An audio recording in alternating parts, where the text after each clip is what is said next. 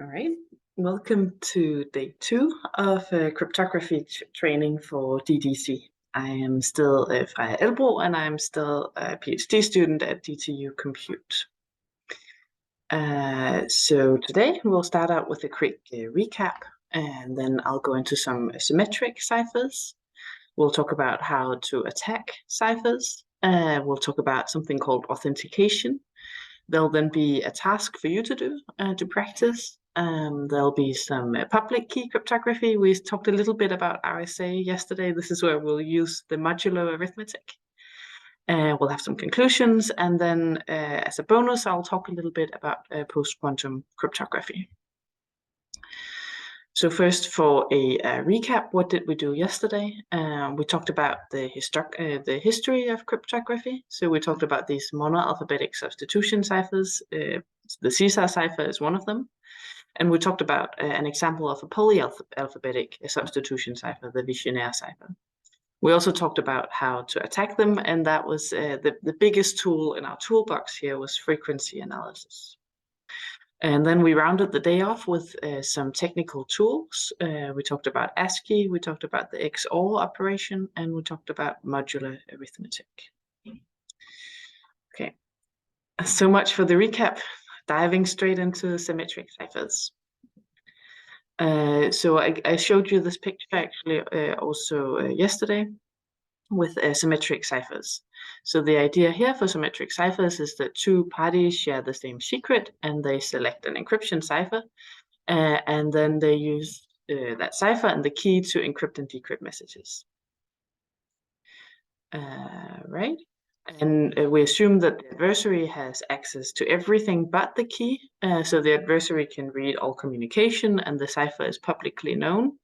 And we assume that the cipher is so that if Eve, the attacker, doesn't know the key, then Eve cannot find the message.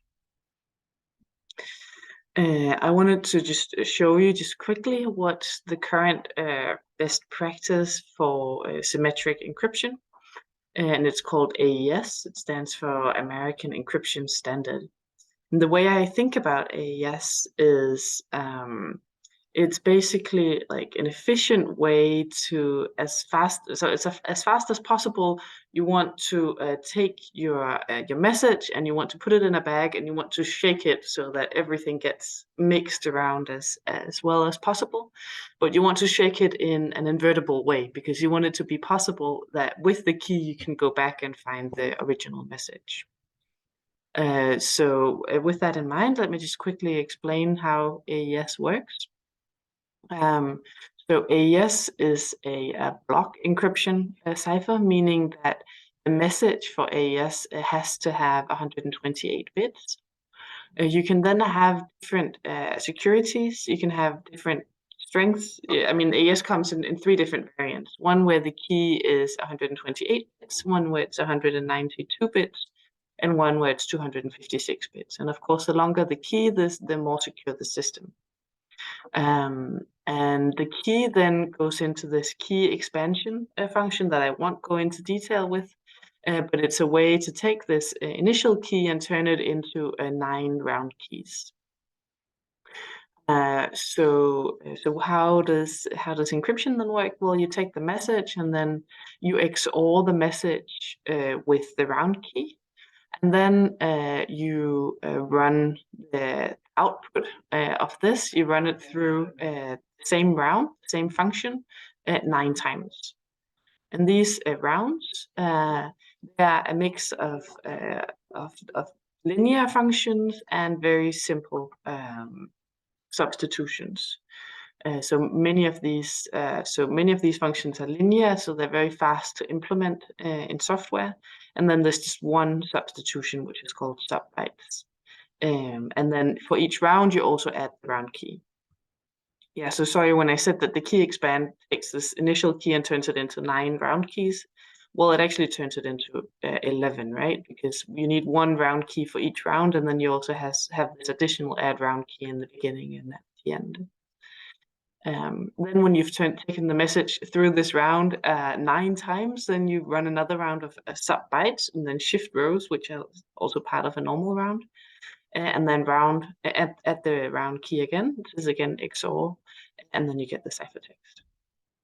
So as I said, AES is a way to shake the message in an efficient and invertible way, so that you want to scramble the message as much as possible, but you want to do it efficiently and invertibly. So basically, you just apply the same very fast linear functions many times, and then you have just one nonlinear function that then makes sure not everything is linear, because then it would be easy to break. Right.